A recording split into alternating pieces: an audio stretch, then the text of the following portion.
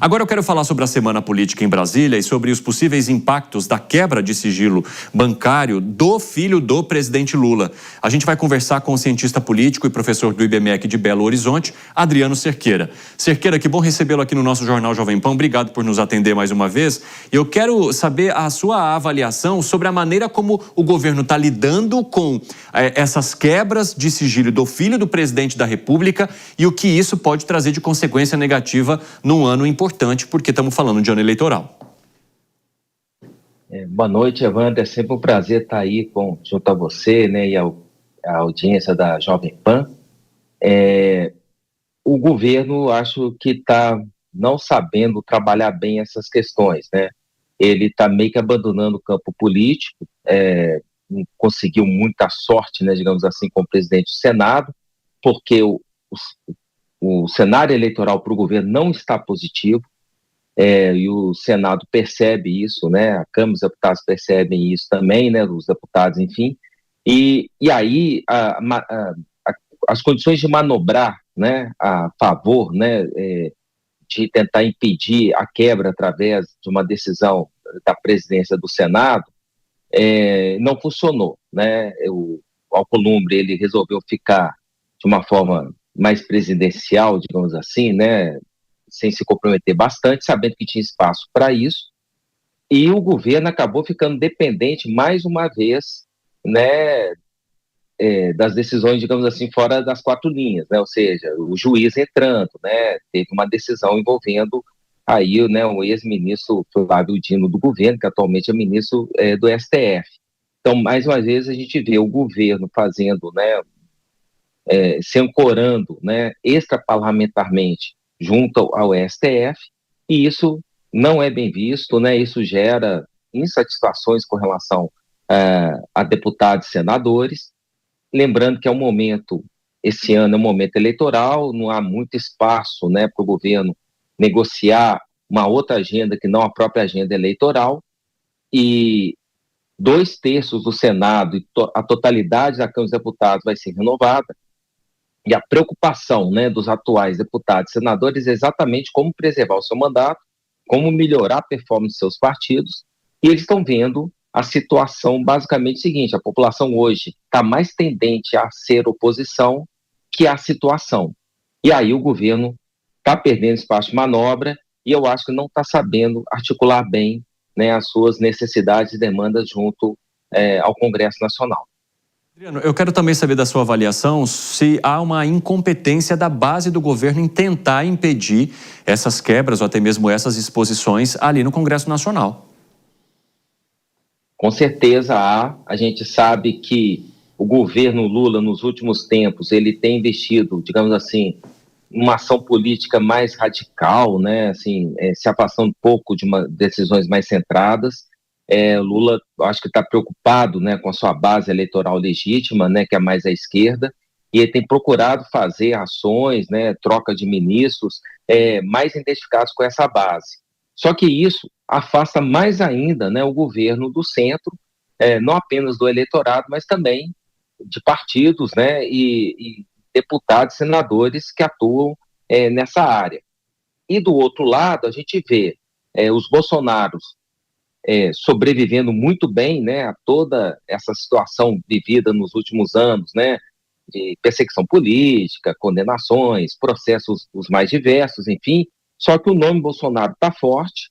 Rapidamente, né, ele conseguiu, o Jair Bolsonaro, transferir seu potencial de votos para o seu filho, e é um filho, digamos assim, tranquilo, né? Eu costumo dizer que o Flávio Bolsonaro é o Bolsonaro paz e amor, né? Assim, é um cara bacana, gente boa, fala bem, tem uma ótima, né, articulação junto justamente, né, aos partidos de centro, se apresenta muito bem ao eleitorado, mostra que está bem preparado, e se não for ele, que eu acho que está cada vez mais provável que seja, temos ainda o Tarcísio, né, que tem esse mesmo perfil, são jovens em comparação a Lula. Então a gente vê que o governo está numa situação muito problemática. As pesquisas estão mostrando que o Lula larga nas eleições de 2026 em uma situação pior pelas pesquisas do que em 2022. Lembrando que ele ganhou muito apertadamente, né, de Jair Bolsonaro no segundo turno. Então, assim, o governo está em dificuldades. Lula vai iniciar a campanha na defensiva, tentando melhorar, né, a sua avaliação, e aí abre o flanco, né, para ser bastante criticado pelas candidaturas que vão surgir. Ô Cerqueira, você mencionou na sua primeira resposta o fato de os governistas partirem para o Supremo Tribunal Federal para conseguirem aquilo que eles não alcançam com articulação, ou seja, eles não conseguem impedir a quebra de sigilos e pedem que esses dados não sejam impostos em CPIs e etc., a partir de decisões do Supremo Tribunal Federal. A gente também vê um Supremo Tribunal Federal que está em crise por conta de todo o escândalo envolvendo o Banco Master. Como é que você avalia esse ano para o Supremo diante de todas essas questões, com novas decisões que de alguma maneira impactam naquilo que busca a CPI do crime organizado ou a CPMI do INSS e que, mais uma vez, também traz dubiedades sobre a maneira como os ministros têm conduzido a relatoria de processos? O STF está em forte dificuldade. Primeiro, né, havia uma homogeneidade dentro do STF quando o assunto era Jair Bolsonaro.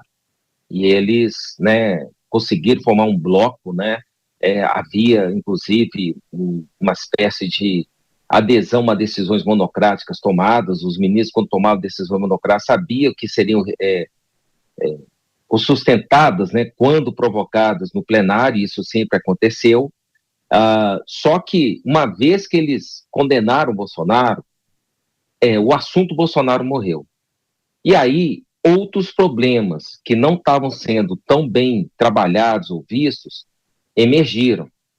E emergiram numa situação complicada, porque não é mais defesa da democracia, não é mais ataque contra as instituições, não é defesa do Estado Democrático de Direito. É roubalheira, né? Assim, tráfico de influência, né? Muito dinheiro circulando e o noticiário se aproximando cada vez mais e mais, né, de ministros do STF numa situação que envolve, né, comportamento republicano, né, um comportamento adequado dentro da ética republicana. E está prejudicando bastante a imagem do STF. E o STF não está sabendo reagir a isso, né? Não há aparentemente uma preocupação da casa na preservação da imagem institucional. Você vê muita preocupação com a imagem de ministros e tudo mais. E esse é um ano eleitoral, né? Há uma preocupação, inclusive, de muitos ministros do STF com a renovação do Senado, que é a casa, né, que fiscaliza, né, constitucionalmente o comportamento de ministros do STF, já que o STF, como corpo, não está sabendo fazer, né, essa análise mais justa do comportamento de seus integrantes, outras instituições republicanas, no caso a Câmara, o Congresso Nacional, através do Senado Federal, vão fazer. Então, assim, o flanco está sendo aberto e a questão agora é criminosa, né? Denúncias, né, de tráfico de influência, até mesmo de corrupção. Então, não envolve mais ataque institucional, né, tentativa de golpe, defesa da democracia. Isso é assunto passado. Então, se o STF não saber se organizar institucionalmente e colegiadamente na defesa de sua própria imagem, ele vai ser tragado por essas denúncias, né, que estão cada vez mais se avolumando e se aproximando perigosamente, né, de muitos ministros do STF. Cerqueira, obrigado, viu, pelas informações. Uma ótima noite para você. Até a próxima. Até mais. Foi um prazer. Valeu, o prazer foi nosso. E olha, a quebra de sigilo do filho do presidente da República tem sido explorada pelo senador Flávio Bolsonaro. Cerqueira trouxe um pouquinho da avaliação dele sobre isso, mas eu quero também saber dessa estratégia com o nosso Igor Damasceno. Conta aí, meu amigo.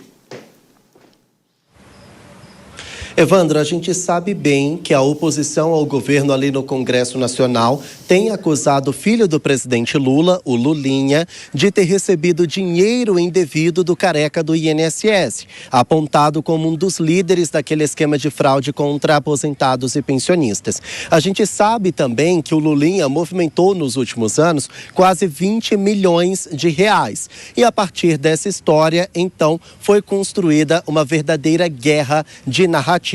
A base ao governo defende Lulinha. Diz que, na verdade, não houve, na quebra de sigilo fiscal e bancário do careca do INSS, qualquer transferência para o filho do presidente. Disse também que o dinheiro movido por Lulinha é legal e está declarado.